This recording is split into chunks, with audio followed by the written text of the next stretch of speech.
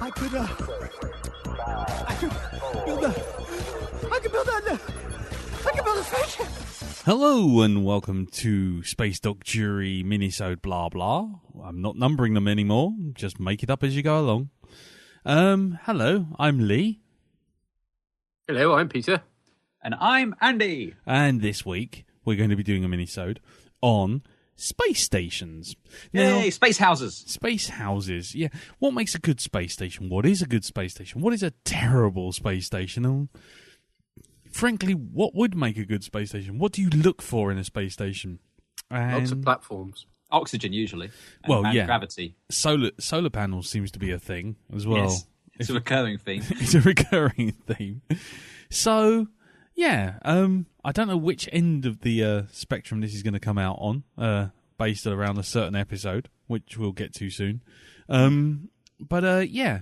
Who wants to go first? Who wants to give us one of their favourite space stations? I think the instigator should go first. Yeah, very much so, actually, yeah. Away you go. Okay. Well, I've got lots to choose from, but I guess I could start with a small one and go with the Death Star. That's no moon. That's a space station. Yeah. Wait, no, I meant to say, that's no space station, it's a moon. And it moves, so it doesn't really count. Well, as we may soon find out, if you can move your space station with any kind of speed. Well, yeah.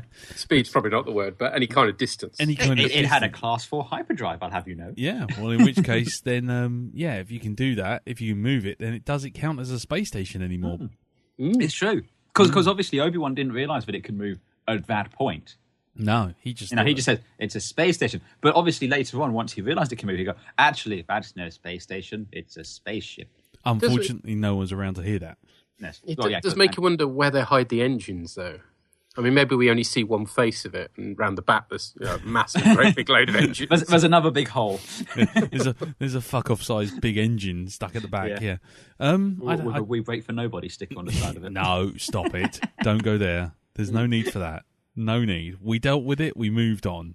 Yes, we did. We did. Yeah, I mean, I don't know. I mean, as far as it goes, to be fair, as you progress, they become less mobile, because the Mark 1 had a hyperdrive. The Mark II was half finished and sitting over Endor, and the Mark III effectively was just built into a planet. Because I don't care what you call it, it's still a fucking Death Star. Yeah.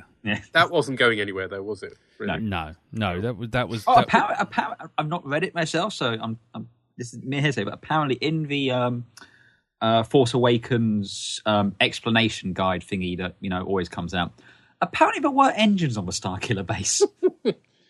Yeah. I don't. The whole thing is ridiculous as it goes anyway, but apparently it also had engines on top of its multiple planet shattering, light speed firing, death ray thingy. Yeah, and well, it must have logically it had to move, because basically if it sucks up a sun just to power itself, then presumably it would only have a one shot go, wouldn't it? Yeah, really? Or, exactly. It's like one shot and it's dead. Yeah. So, yeah. That was a good use of 20 years worth of resources. Yeah. What next? Yeah. Oh, fuck, we missed. Now what? So the Death Star, well, I guess the Death Star's a space station by definition. So that's quite a good one. I mean... But internally, I love the way it's presented. I'm thinking primarily what I always think of as Star Wars, as in what's now rebranded Episode 4.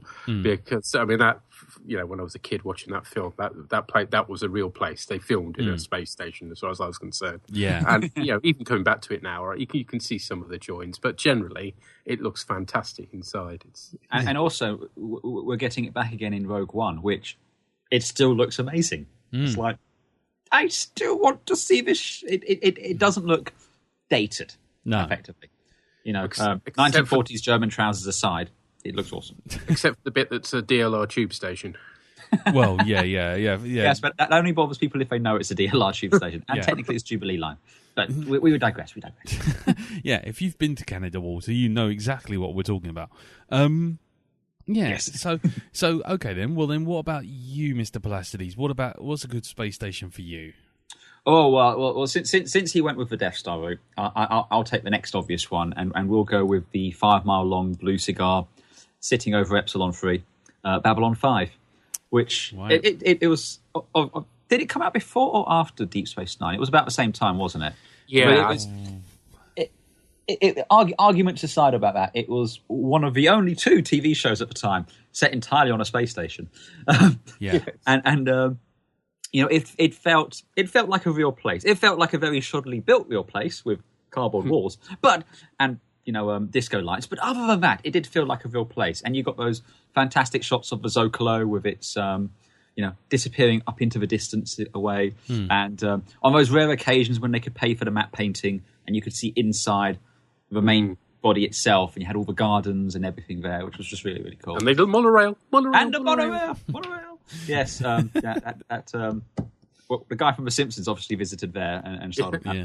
And I love the little touches like how the Star Furies launched, which was always cool. They just tilted down and just flew out because of a centripetal force, which was just so cool. Yeah. So yes, Babylon 5, and to this day, watching that final episode, what's it called? It's Sleeping in the Light. It's still, the room does get a little bit dusty when JMS turns the lights off for the last time. Yeah. That's a. Oh no! It's like no, don't know why. It's perfectly good, and I don't buy this excuse. It's a navigational hazard. I think a 5 mile navigational hazard is easier to miss than all the debris which came out of that explosion. We've just created essentially a cloud of debris around Epsilon Indy, but and I don't think the Great Machine down below and Zathras is going to be too happy about it all raining down on him. Well, I think Zathras got other problems on his mind, which will come to Zathras, but not Zathras. What about Zathras though? No, Zathras did Zathras, but not Zathras. Zathras was still on Epsilon 3. Ah, right, fair enough. It can get confusing. Yeah, I mean, I have to say, with both of those, the Death Star is glorious. Babylon 5 was really nice. I think Babylon 5 is the only space station that's going to feature in our list which actually has any science behind it, which is really kind of interesting because it's that whole thing of the fact it needs to spin at a certain speed. The only thing that makes me laugh is when you start seeing these guys talking about how sort of like how it needs to be actually either spinning a hell of a lot faster or be a hell of a lot bigger to actually really work. The proper size of this thing would need to be something like 20 miles long, and it would need to be spinning at 100,000. It would need to be spinning at 1,000 miles an hour or something stupid like that. If there's one thing we've learned, it's science fiction nerds do like to point out these little failings. And so forth. Well, it's still, and the other thing as well with Babylon 5 is obviously that was it was 93, I think the gathering was, so it was quite a while ago. But then a few years ago they did the Lost Tales, and they Fabio Passaro did the uprated model of Babylon 4. Yeah, and it just looked even better. It was just like, all the details. It was so cool. Yeah, I must admit it does look fantastic. I mean, even with the, shall we say, dated Lightwave special effects. The very best, but Lightwave, I think Lightwave 4? Lightwave 5 could do. Lightwave 5, yeah. Yeah, it was 5.5 back in the day. Yeah. all of the generic panels. All of the generic panels, yeah, exactly. I mean, I do like it. I think it's a fantastic design. It's quite funny. It always makes me laugh. If special effects guys go for making things slower so it looks more majestic, the scientists go, make it faster. And if you make it faster and larger, then they go, no, that's completely impractical. Make it smaller. No, it is too fast. Too fast. Okay, well, I'll tell you what. Wait. Can I guess what you're going to say? I don't know. Were you possibly going to say a certain Citadel? Well, yeah. I just wanted to. I kind of knew it was coming, and that's fine because I love the Citadel. Yeah. Oh, wow. Okay. Well, yes, ladies and gentlemen. For me, I do quite like a certain space station called the Citadel, which features in Mass Effect, unsurprisingly. And yeah, it's, well, I can't remember the bloody size of it, but I think it's a lot bigger than 5 miles. I think definitely is. I mean, it's almost drawing atmosphere over parts of it around that ring section on its own, isn't it? Yeah. And the ring section, the Presidium and everything is just the very back of the thing. Yeah, exactly. And it takes you like 20 minutes just to walk around just like the tiniest section of it. True, but a lot of that's down to the elevators. Yeah. Oh, there you go. It has. There you go. It's 44.7 kilometers long. Okay, yeah. So yes, that's big. That's really big, and the diameter really big. And it has a diameter of 12.8 kilometers and 13.2 million people on board, not including the keepers keeping it running. Yes. There you go. Anyway, but you have to question the wisdom of people that show up at this space station they find in the middle of nowhere, and they have no actual understanding of how it works and base their entire civilization around it. This just strikes me as a bad idea. Yeah. Just to bring Pete up to standard, just because not everyone knows Mass Effect. Sorry, I'm just burping on my beer. The space station is basically a gateway key to basically hell, which no one really quite realizes, and it will let through a rampaging army of space Cthulhu's every 50,000 years. Yeah, there goes the neighbourhood. Yeah, exactly. But no one realises this, and they think it's been left by a benevolent former race of the galaxy, and so everyone populates it. And unfortunately, because they make their government there, it usually is the first place to get struck and basically renders everyone numb.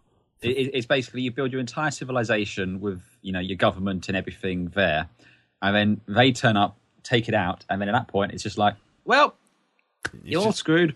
Just a matter of time. Then they basically hoover up the galaxy for 50,000 years, and then disappear through the gateway, and then close the door behind them, ready to go again in 50,000 years' time. So yeah, that's always fun. Absolutely. But it is gorgeous. It is gorgeous. The design of it is fantastic, and the idea that it's got these. It's basically like it's like 5 long arms based around a ring, and essentially those arms can close up to act like a shield, and it's very impressive. And on each one of these things is like the whole of Manhattan on each one of these arms. So it's got an internal space of like sort of 200 kilometers of sort of square space inside. But yeah, no, I think it's a lovely space station. But it's also great to walk around and explore. You get a different sense of the wards as opposed to Presidium, as opposed to the underbelly of it as well. You're gone. Sorry. No, I was going to say you get a real sense that these are different places, but still connected to the same place.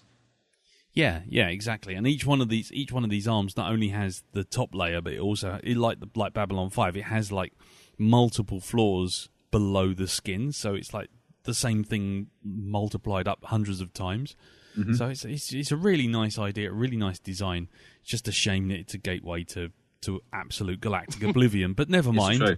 But I do hear yeah, they have real fish in the lakes on the Presidium. Well, they don't. I heard it. It must be true. But they don't. The Krogan told me. Yeah, but I told the Krogan they don't.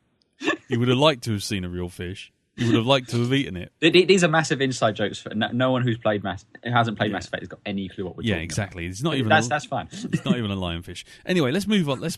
So we've got the 3 biggies out the way. I think there's one more obviously huge one, which I suspect Pete's going to come up with in a second.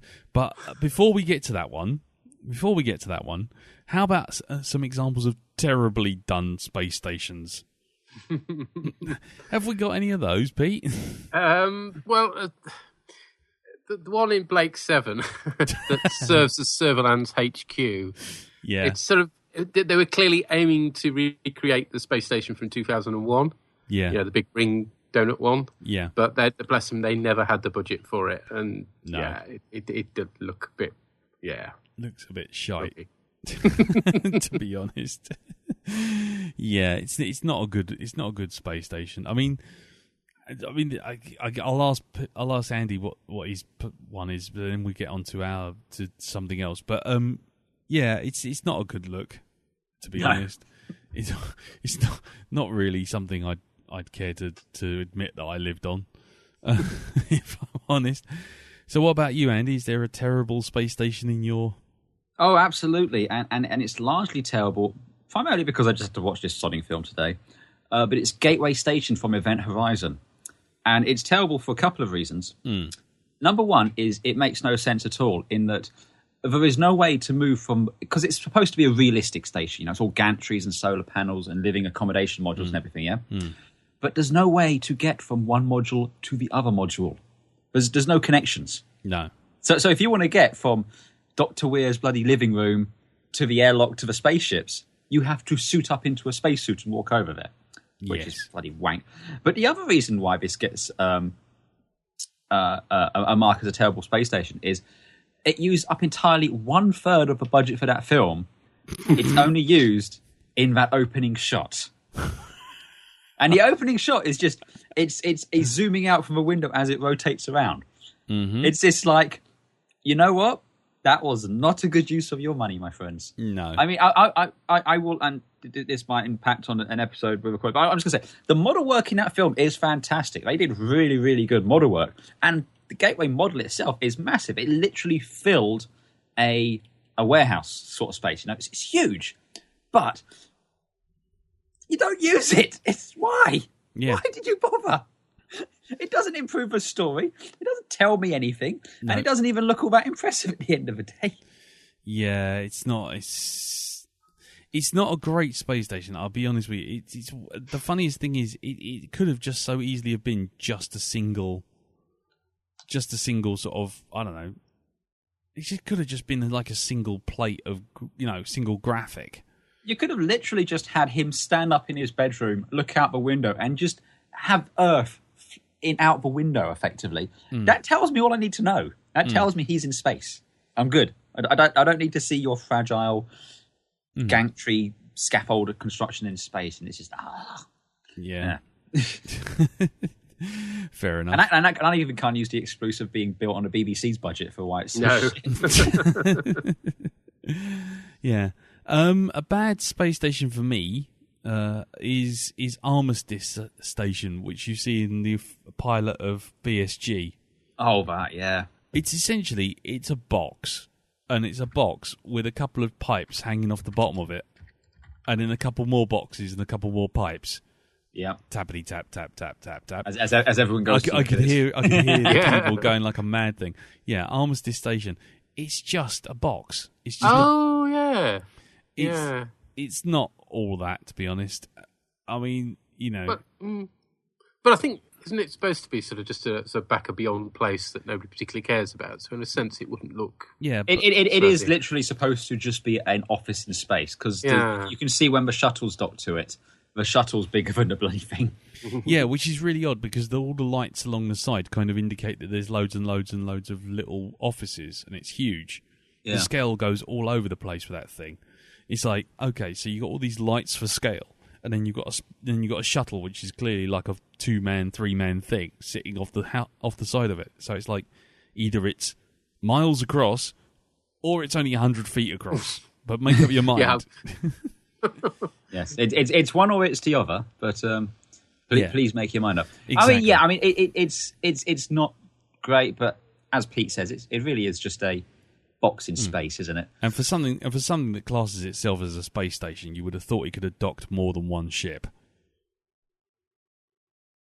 Which brings us nicely to... sorry, you've all gone quiet. Sorry, no, I was waiting for you, sir. No, which brings us nicely to what makes a good space station. What do you look for in a good space station?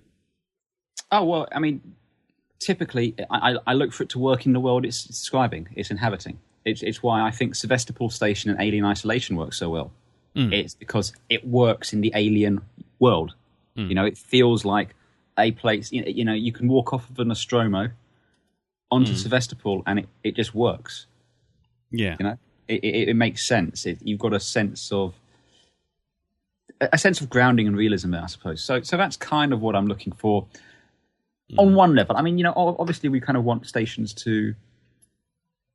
I mean, I've got to tread carefully here because, again, a friend of ours worked on this, but Yorktown Station, while a fantastically impressive visual asset, yes, It didn't work for me. No. In that it felt a bit. It didn't feel like you could walk off of the Enterprise to that station. If it makes sense, it doesn't feel like that's. Whereas in Star Trek 3, the Mushroom space station, Space Dock 1, feels like a space station you can walk off of that Enterprise onto that station. There's a connection there. Whereas with Yorktown, it's just like you have the Enterprise, which is a technological marvel, and the space station you see in Star Trek 09, to me, says like that's the level that Starfleet's at. That makes sense. And then all of a sudden, you've got this massive snow globe in space. A 1.3 trillion polygon snow globe, nonetheless. But still, it's like... It felt, I think I said this on the minicast we did. It felt like it had dropped out of a culture novel. Yes. Yeah. Rather than being part of the Trek universe. But in the case of the culture novels, something like that would be about 1,000 times more complicated and 100 times bigger. And yeah. Oh God, I might include a culture one in this in a minute. But the thing with Yorktown is exactly what you're saying. It's very nice to look at, but when you start to think about it, it's a bit weird. But the one thing I do think it's quite good about it is it does do something which a lot of things in Trek don't do, which is understand that if you've got transporters, they don't have to just beam you to the planet. They can beam you to other sides of the ship or anything. So why not have some massively convoluted geometry which gives you much more surface area in a much smaller space that you can just beam between? That makes absolutely perfect sense to me. So in some ways... But a nice transporter station does not forgive the disparity between the... What? It just feels like it doesn't belong in that universe, is I suppose. And again, it's a beautiful asset to look at. And I also like the way they deal with things like, you've got a gravity dead zone in the middle, which again kind of makes sense. You've got all these rings going on to apparently the only big fan on the station. But let's not dwell on that at the moment. Yeah. But it's just, it doesn't feel like that world inhabits it. And again, we see this in Babylon 5, the Babylon 5, the station feels like an Earth Alliance station. So, it inhabits that world and that works.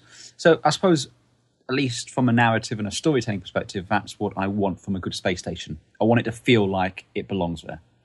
Okay. And what about you, Pete? What do you look for in a good, solid space station?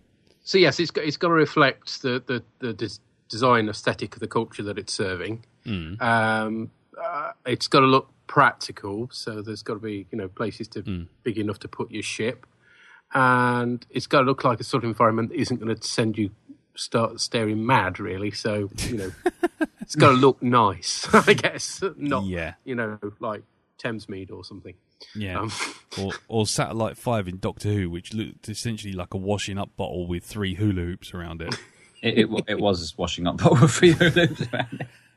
It was a CGI washing up bottle with 3 hula hoops around it. Yes, but nonetheless. Nonetheless, yeah, that was pretty piss poor actually. But Satellite 5. I mean, for me, what I always look for with a space station is functionality. A space station is supposed to be like a port. It's supposed to be a place where you can dock.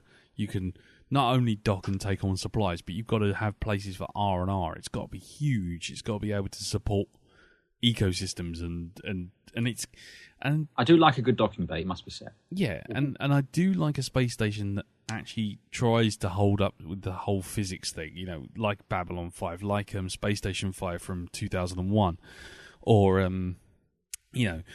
or was it, let's try and think of another one, or even the space docks from the Star Trek series. I mean, they're kind of slowly spinning. There's a sort of implication that's generating the gravity, that there's more than one spaceship staying inside it. It's big enough to hold hundreds and thousands of people. It's like that's essentially it. The idea of it being like Casablanca in space, to quote Babylon 5. It's that to me is a space station. Anything else is basically a spaceship that doesn't move. So call me old-fashioned, but I do like a space station that spins. Oh yeah, you like a bit of spin, don't you? If it doesn't spin, it's not a space station. No spin, no win. Exactly. Even like, well, which I suspect will be Pete's one, which will be up next. I'm just taking a guess. But at least when they film that, they kind of always film it but go round it. They never just lock on it. So it looks like it's moving and spinning to imply it's a space station. What's that on the? I'm not stealing his thunder. I'll go on, Pete. Okay. Go on, Pete. What's your next one? What's your next good space station? Obviously, you're expecting me to say this. So I'll go for the most obvious candidate, which is Nowhere from Guardians of the Galaxy. Yay! Which is a giant Well played, head in sir. space. Well played, It's a sir. fantastic idea for a space station. That was a fantastic space station, absolutely, and well played. So I doffed my cap. Yeah, that was very good. Never call me predictable. No, I'm not calling you predictable. No, it's just you were doing a podcast about a space station, so I figured you'd probably feature that in your list. I wanted to ask though. Let's address the particular elephant in the room. Then, do you think, Pete? I'm interested. Do you think Deep Space Nine is a good space station? And I'm not talking. You like the design of it because it took a long time to grow on me. And even today, I look at it and I'm like going, I'm used to it now more than anything. I don't know if I ever liked it. I'm just used to it. It took me a season to get used to. I mean, obviously, it's a big jump from Starfleet design aesthetic to Cardassian. Very, very different. And I think that was a really good move because it stopped, the series getting stale. Voyager. So yes, the fact that it is so different ultimately is a strength, but it does take a little bit of adjustment to it, has to be said. Mm-hmm. But no, I love it. And the fact that you as the series goes on, you explore more and more of it. So it becomes like a real environment. And yes, it does spin. They have the stars move outside the window. Yep. Yeah. For me, DS9 is always a weird one. It's like a lot of trick ships for me. It's kind of like there are angles where you look at it and you think that works, and then there's angles where you look at it and you go, that just looks like a steering wheel. Right. To be fair, there's only really two angles. Your car, then. Yeah, there's only two angles in Deep Space Nine, above it and on the side. Well, no, there's always that 3/4 view which always pans down. Then when you always see the little guy doing, who never finishes the welding work on that pylon. Oh, from season 4 onwards. Yes. Yeah. He gets his upgrade. Exactly, and but it does have limited sort of angles to work from. Whereas something like, which is pretty boring as a space station, but something like Elysium, which is kind of based on the sort of like your standard classic kind of 2001. Which was going to be one of mine. So yay! Yeah. Okay. Well, Elysium, it's a lovely looking station, but it's pretty boring. But the way they film it is they always film it up close to give you the real sense of scale. And when you see it from a real far distance, it's usually because you're on the ground or you're way off in space. And so I quite liked how they did the way the atmosphere kind of just sat inside the ring. Yeah, it's like there wasn't a glass roof or anything like that. It was just just sits there.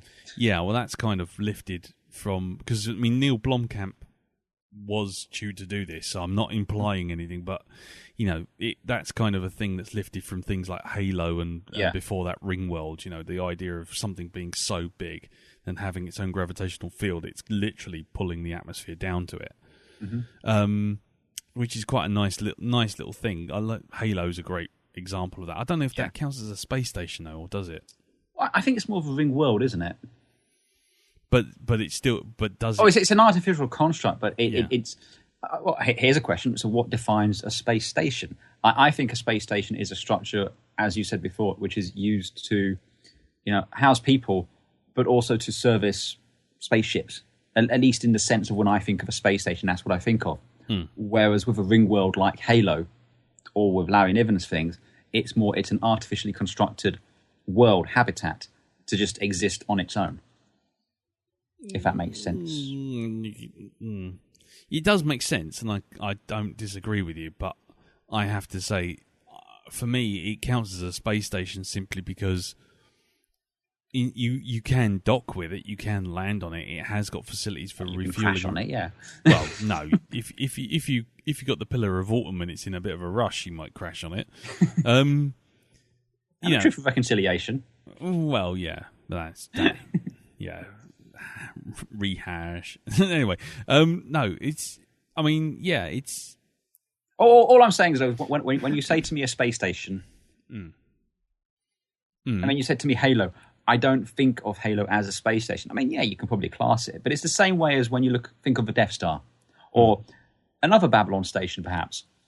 They might not technically be space stations, but that's still what you think of when you say them. So it's a very pedantic kind of terminology thing, I suppose, more than anything else.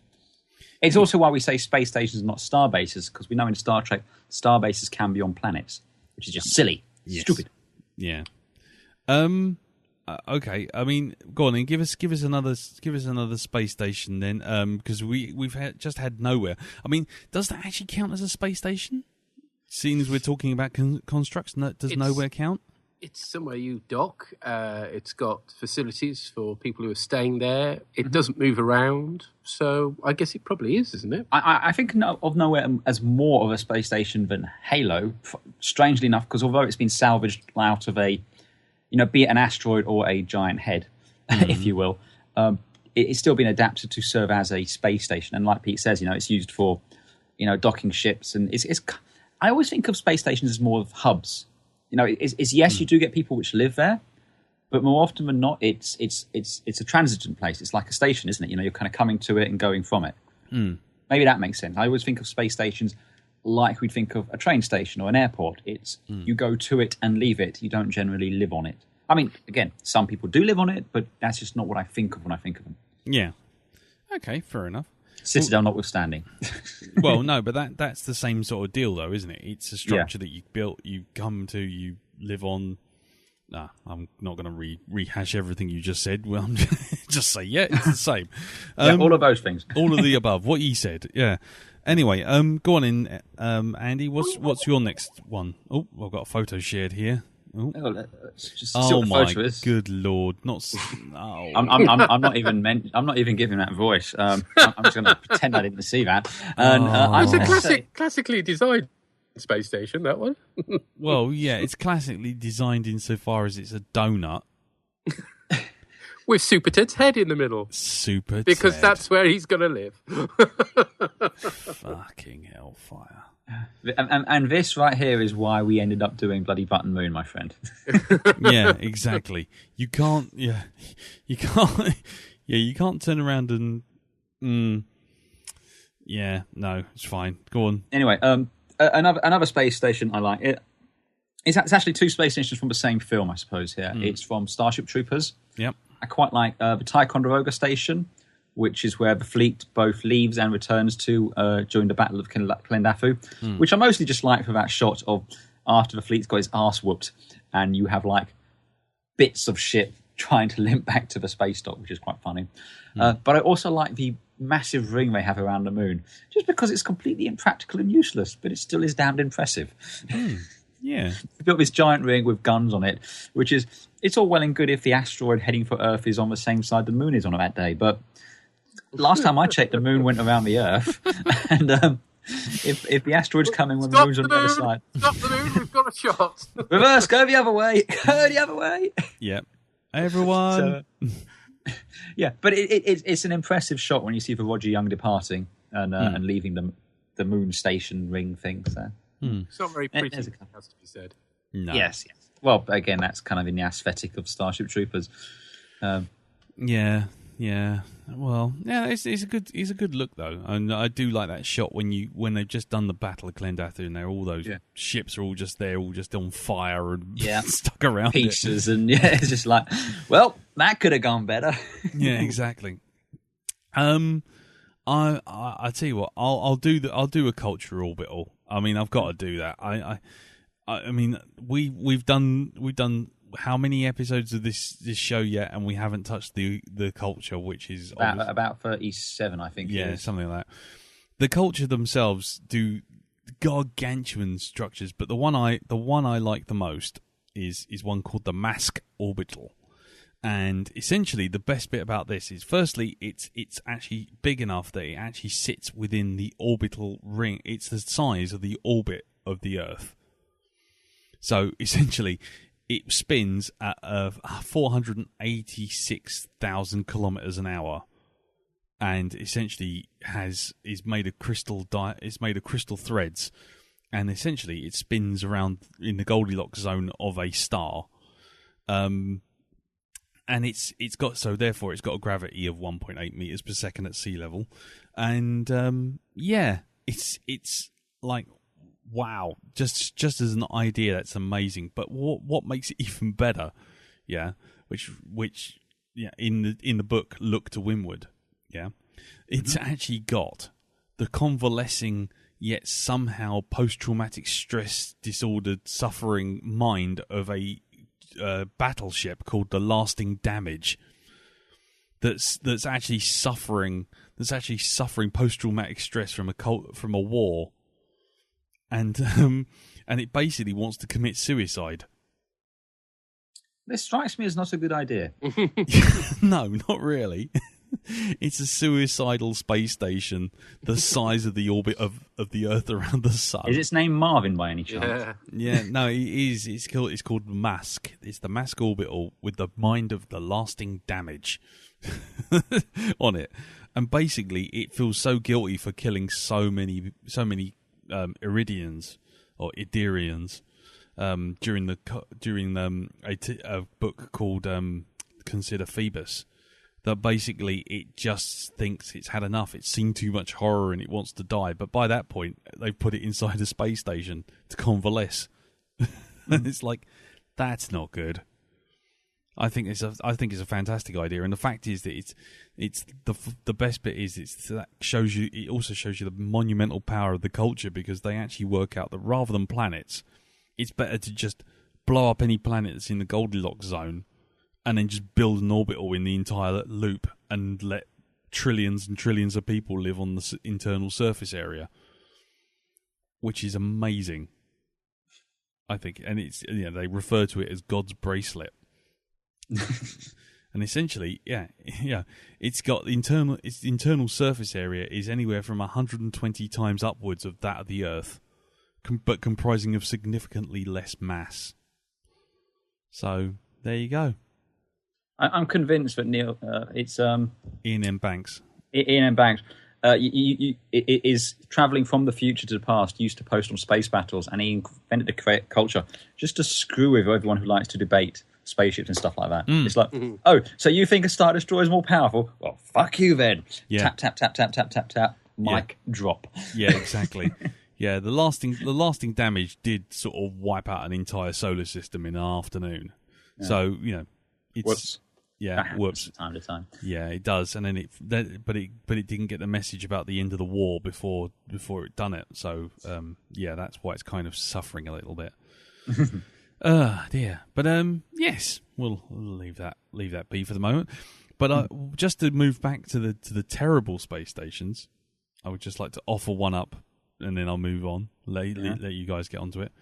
The space station from Moonraker. Drax's space station. Which essentially looks like someone sat on a children's mobile. Tappity tap, tap, tap. That's just... Tappity tap. Drax's space station. I'm not tapping. Go on, do it. I'll see if I can find a picture for you. Hold on. Because it is just the most shockingly poor-looking thing you've ever seen in your life. Hold on. It's a bunch of coat hangers, isn't it, basically? It is. Yeah. Hold on. Here we go. Here's a good one. There you go. I'll just share it out with you. Yeah. There you go. The Moonraker station. It's just... You just think, what were you thinking when you started making that? It's like they started making the Death Star and then thought, no, actually we need some hose pipes hanging off of it. Actually, no, we need a coat hanger. Hold on. I've got a cup. I've got a cup lid. Hold on. Let's. No. I've got a flute. It's a mess. It is genuinely one of the worst things I've ever seen ever. It's just the worst design for anything. Mm-hmm. I mean, just what the fuck is that? It's not great. To put it mildly. To put it mildly. Okay. Well, what about you, Pete? Do you have another terrible space station, or would you like to go for a good one? The only other one I could think of, and it's not a terrible one, was the one from Aliens, which is an interesting design. Which is also called Gateway Station. Gateway, yeah. It's spiky pillars Yeah. connected with lots of scaffolding. Yeah, yeah. It's not very pretty to look at, but then again, nothing is in Aliens, is it? So that's kind Not of the point. really, no. I've got one I don't like, which might be controversial. Go on. It's K7 from the original Star Trek series. That suffered a bit from Droop, didn't it? That was the problem with K7. That suffered. It honestly looked like something that was put together 30 minutes before they shot because they suddenly realised they hadn't built a model for it. And it's like, it's a couple of paper plates. No, it's a couple of spinning tops held together by some cardboard tubes. Well, it's the fact the sort of bits that stick out are sort of bending down on the to the paper plates. That's not really. Yeah, it's. I was just never a fan of it, and at least with the 09 film, when they kind of revisited that sort of space station design, they kind of updated it while keeping it true. They kind of got rid of the tops off of the spinning tops, if you will. But I've never liked the K7 design. It's just always. It might even be coming back to what you said before earlier. There's nowhere for the Enterprise to dock. It's got to just stroll around it. Yeah, and beam onto it. A good spaceship should let your spaceships dock to it. That's what I'm saying. Yeah, always. I'm not asking too much here, am I? No, I didn't. I think so. don't. They kind of updated it in the movies with what was Regular One in Star Trek 2, and then got reused quite a bit. Well, it was the office complex in the motion picture, wasn't it? That's right. Yes, the other way around. But Yeah. yes, so it's just a similar sort of design, but far better. But regularly you can buy as a small research outpost more than anything. And at least it had a docking bay visible for smaller craft like shuttles and everything like that. Yeah. Whereas K7, it's just 3 bloody spinning tops going around a bigger spinning top. Well, what they did with the when they put the crappy CG effects into the original series is that they actually built in a little docking bay thing at the bottom.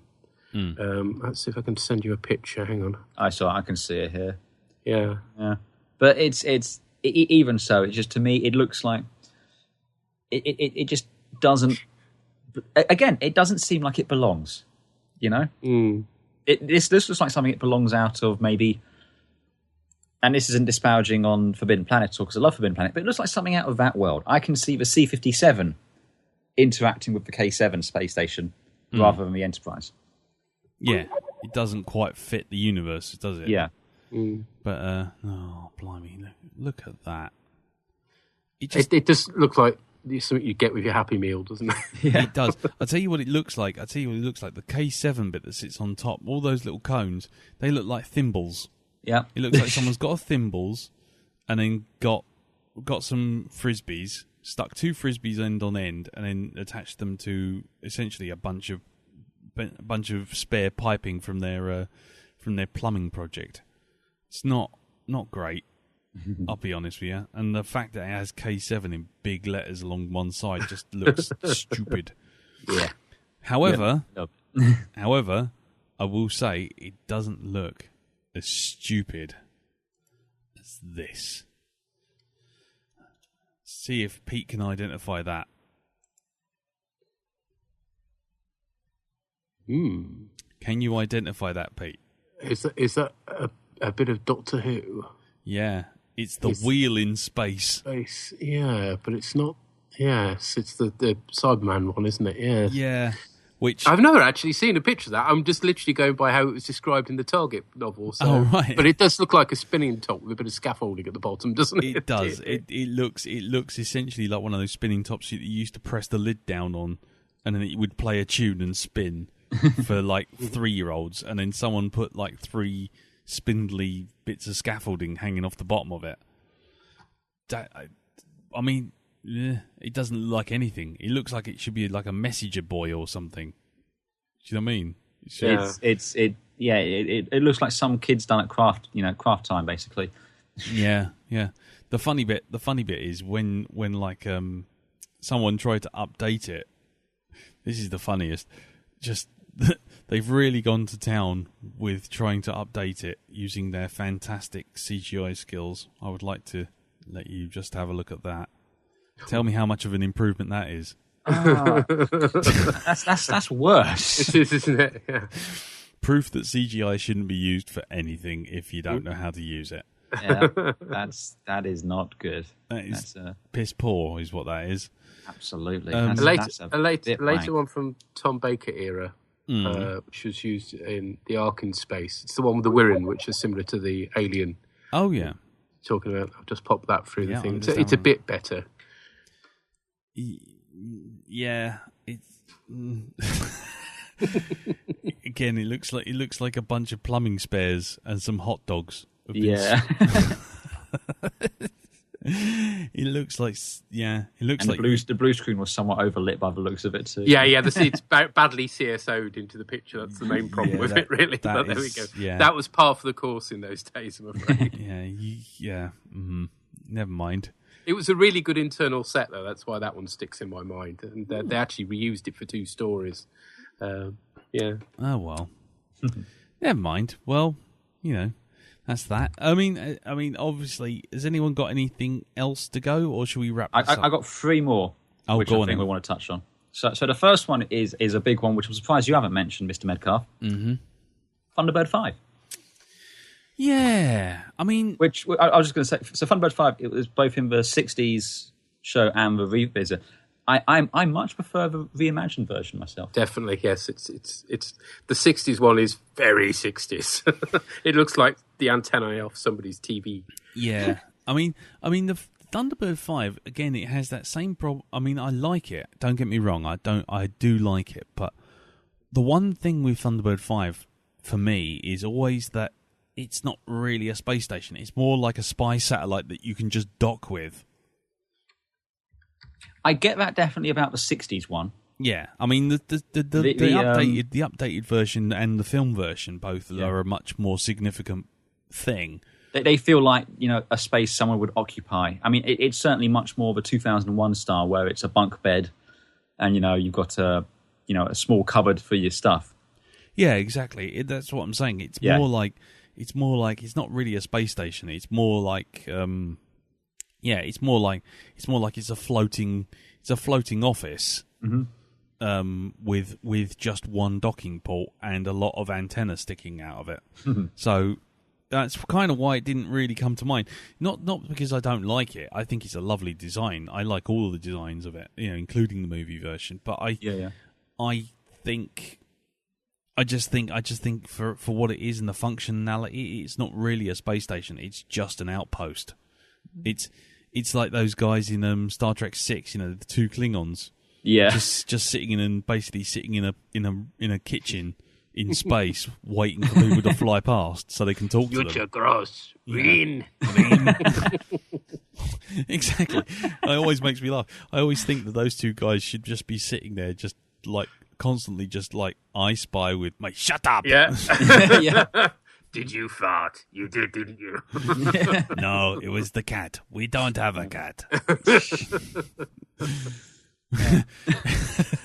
Yeah, I like to imagine they actually knew it was the Enterprise sneaking by. They just didn't give a shit. Yeah, whatever. Yeah, at that point, we're stuck out here doing diddly squat. Fuck it. Yeah, let someone else have some fun. We've got nothing left to do. Yeah. So Thunderbird 5 was one of them. The second one I wanted to mention was it's from the book Seven Eves by Neil Stephenson. Very, very briefly, though, it features a. It sounds like something similar to your Ringworldy sort of thing, where effectively they build a giant ring around a planet to be inhabited, which is very, very cool. But they use the remains of the natural satellite which was there, and use that to put it all together. And it's just, again, it's the way it's described, but also have the way it interacts with the planet below. They effectively have a orbital tether down to it. And it's just very well presented in the way, this is, people live on this thing for thousands of years, and an entire culture evolves in there which is separate and distinct from the culture on the planet below. And it's a very interesting book. I do highly recommend you give it a read if you get a chance, and it's a lot of good fun. But the last one, and I think this is the one we close on, is a space station which I believe you and Katie saw a couple of weeks ago. The ISS. Yes, we did. We watched it go overhead, and we Instagram messages to them. Yeah, it was lovely, amazing. It's pretty cool to think, though, that right now, up above, is, about 7 or so astronauts living in a space station. Which is kind of cool. Yeah, it is with a record number of vessels berthed at it at the moment, I think. Yeah. Yes. Like 4 or 5, isn't there, at the moment? Absolutely. Yeah. I mean, I know we should really close with that one because that is an absolutely perfect one. Because obviously you can't get better than the space station that actually exists. What are you looking for in a space station?